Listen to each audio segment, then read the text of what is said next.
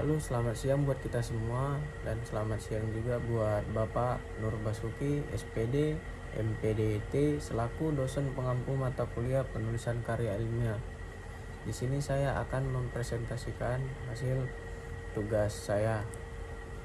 Izinkan saya untuk memperkenalkan diri. Di sini saya atas nama Joshua Marihot Lubis dengan NIM 5223 121047. Penyusunan landasan teori. Landasan teori adalah dasar ilmiah yang digunakan untuk menjelaskan konsep-konsep, prinsip, dan teori yang relevan dengan topik penelitian. Ini menjadi pijakan untuk menganalisis masalah penelitian dan merumuskan hipotesis. Langkah-langkah penyusunan landasan teori. Gunakan sumber terpercaya seperti buku, jurnal ilmiah, dan laporan penelitian. Uraikan teori secara sistematis dari konsep dasar hingga yang lebih spesifik. Jelaskan berkaitan antar teori bila ada, dan identifikasikan teori-teori utama yang relevan dengan topik.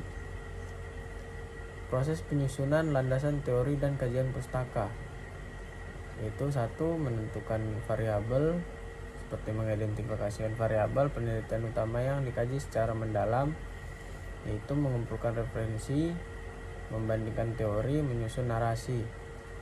Kajian pustaka.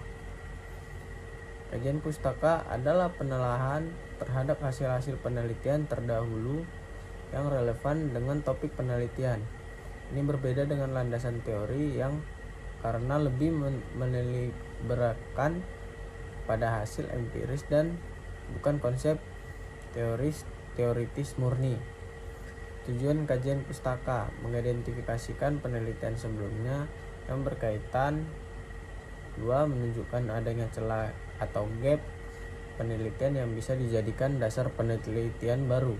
3. Menghindari pengulangan topik yang sudah dibahas. 4. Memberi gambaran tentang perkembangan terbaru dalam bidang tersebut. Langkah-langkah penyusunan kajian pustaka, yaitu 1. Cari dan telaah jurnal, artikel, atau skripsi tesis yang relevan. 2. Ringkas hasil-hasil penelitian terdahulu atau metode temuan kesimpulan. 3. Bandingkan dan analisis kesamaan atau perbedaan dari berbagai penelitian. 4. Tunjukkan celah atau masalah yang belum terpecahkan. Rumusan masalah titik awal penelitian, yaitu rumusan adalah pertanyaan penelitian yang jelas dan spesifik menggambarkan penyimpangan atau gap yang ingin dipecahkan dalam bidang ilmu tertentu. Rumus masalah yang baik menjadi dasar fundamental untuk menentukan arah tujuan dan hipotesis penelitian yang akan dilakukan. Fungsi rumusan masalah. 1. Menentukan fungsi penelitian. 2. Menjadi dasar tujuan penelitian. 3. Menuntun dalam pemilihan metodologi. 4. Menjadi dasar pengolahan dan analisis data, menjadi pedoman evaluasi hasil penelitian, yaitu seperti menentukan fokus penelitian, yaitu rumusan masalah membantu membatasi ruang lingkup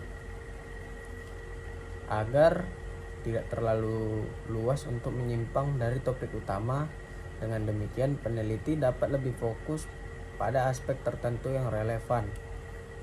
Yang kedua tadi menjadi dasar tujuan penelitian, seperti rumusan masalah menjadi acuan utama dalam menyusun tujuan penelitian. Tujuan akan menjawab pertanyaan yang ada dalam rumusan masalah. Yang ketiga, menuntun dalam pemilihan metodologi. Jenis rumusan masalah ini deskriptif, komparatif, asosiatif, yaitu menentukan jenis data yang dibutuhkan dan metode penelitian yang digunakan seperti kualitatif, kuantitatif, atau campuran. Yang keempat tadi menjadi dasar pengolahan dan analisis data. Dalam proses analisis data yang dikumpulkan dan diolah harus sesuai untuk menjawab rumusan masalah. Hal ini menjaga agar analisis tetap relevan. Yang kelima tadi menjadi pedoman evaluasi hasil penelitian. Itu setelah data dianalisis, hasilnya akan dievaluasi berdasarkan seberapa baik pertanyaan dalam rumusan masalah telah dijawab. Ini menentukan keberhasilan penelitian. Selanjutnya, contoh rumusan masalah. Contohnya seperti rumusan masalah, apakah ada hubungan antara motivasi belajar dan prestasi siswa? Tujuan penelitian untuk mengetahui hubungan antara motivasi belajar dan prestasi siswa. Tujuan penelitian dan hipotesis. Tujuan penelitian adalah pernyataan yang menjelaskan apa yang ingin dicapai oleh peneliti melalui kegiatan penelitiannya. Tujuan ini dirumuskan berdasarkan rumusan masalah dan menjadikan paduan utama dalam menyusun seluruh proses penelitian, mulai dari pengumpulan data hingga analisis. Hipotesis penelitian adalah dugaan sementara atau jawaban yang bersifat sementara terhadap rumusan masalah penelitian, yang kebenarannya masih harus dibuktikan melalui pengumpulan dan analisis data. Hipotesis hanya dibuat dalam penelitian kuantitatif, bukan kualitatif, karena memerlukan pengujian secara statistik. Kesimpulan dan tips praktis: sistematis dan kritis. Penyusunan, landasan teori dan kajian pustaka harus sistematis, kritis, dan relevan dengan topik penelitian.